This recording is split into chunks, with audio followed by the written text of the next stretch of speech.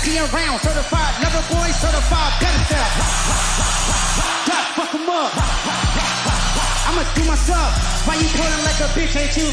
Trying to strike a chord, and it's probably